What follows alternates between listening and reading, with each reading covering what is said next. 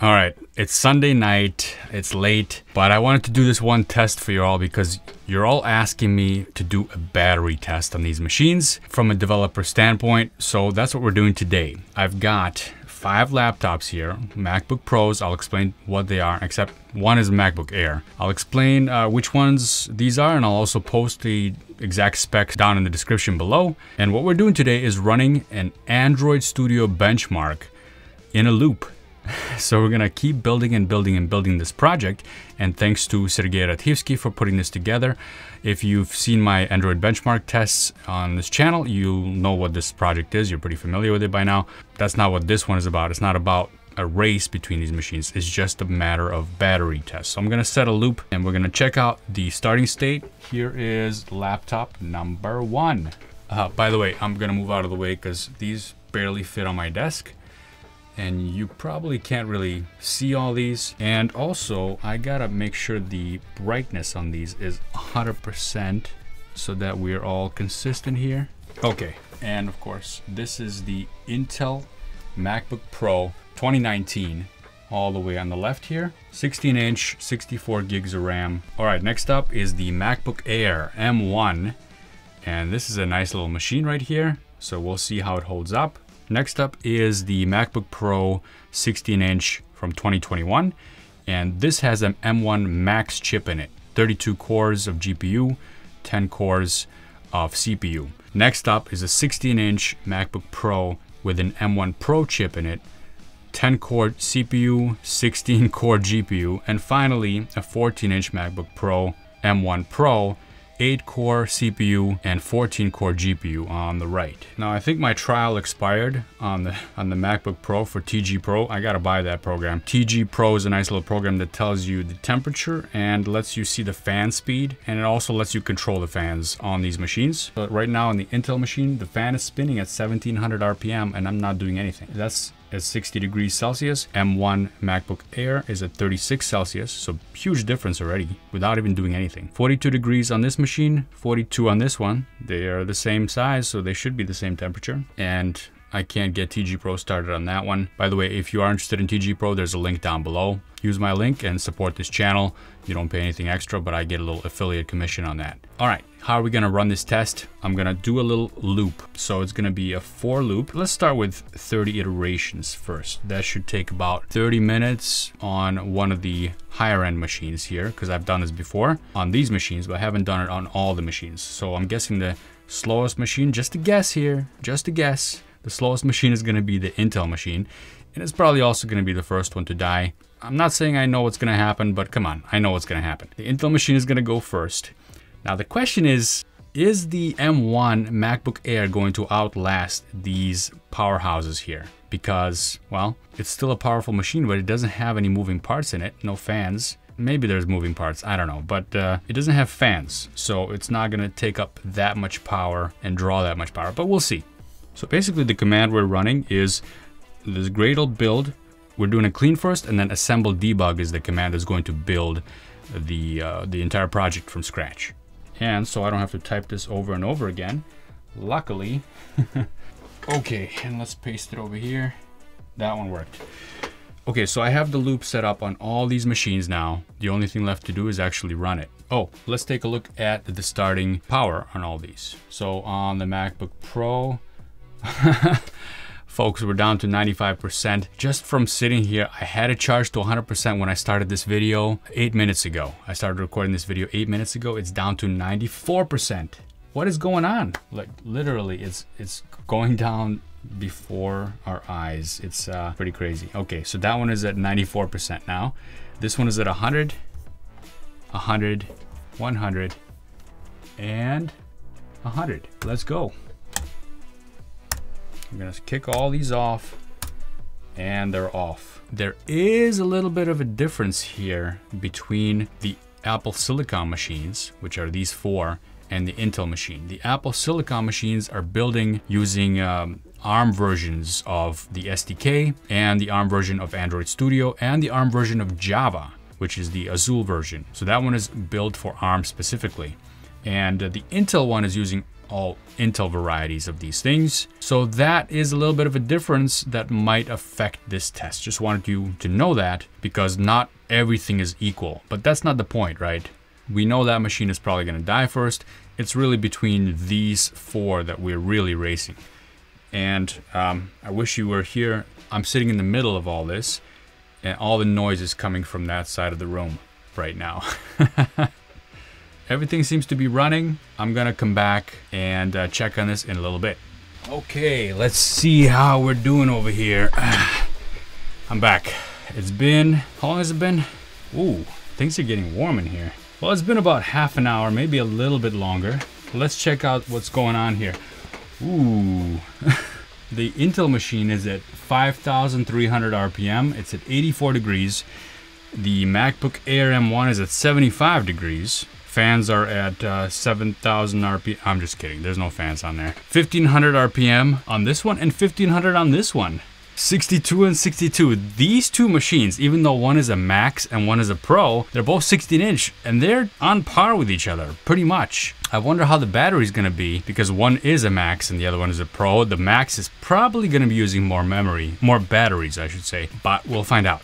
And then finally, we don't have the temperature on that one. Oh well.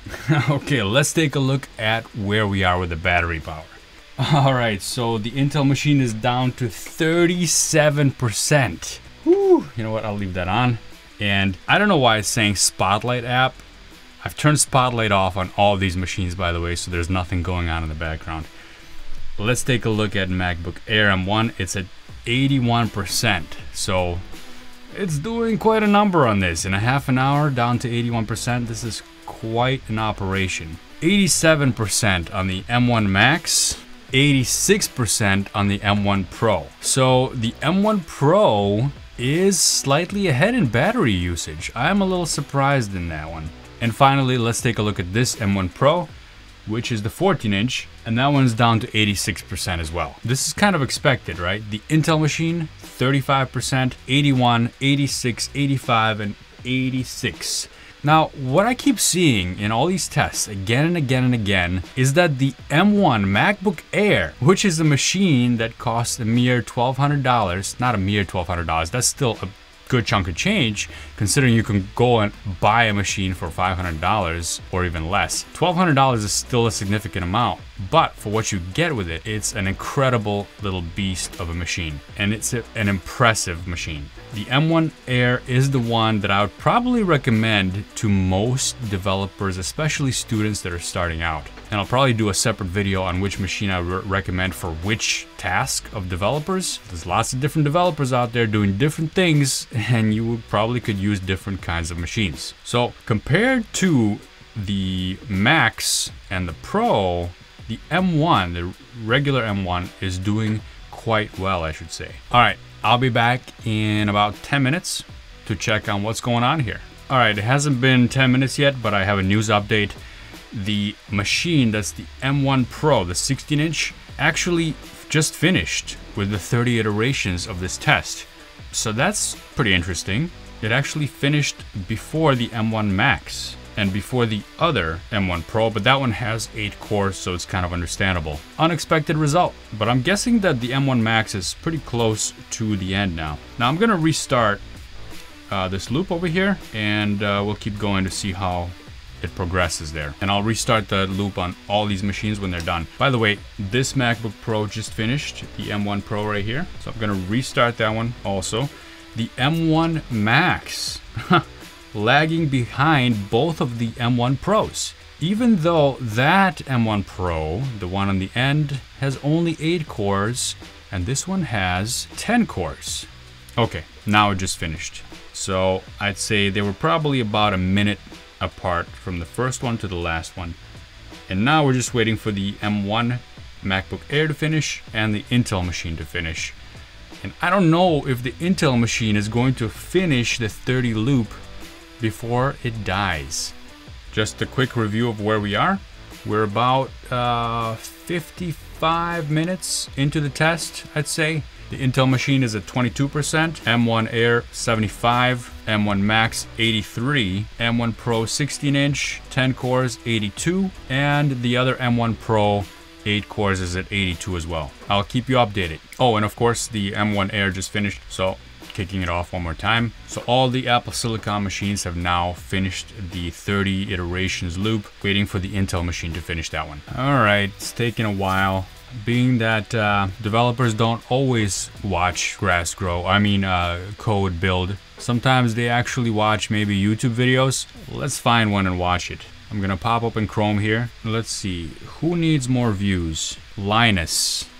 Yes, Linus needs more views. Skyworth Electronics, we've got Okay, we'll play that. Let's go to all the machines. Play the same video in theater mode on all these. Okay, so we've got the build going on and the Linus video. And I might as well take some temperature readings from the top and the bottom of all these machines to see what we're dealing with here. So the Intel machine is at 41 degrees. Actually not so bad. I've seen it get a lot hotter than that.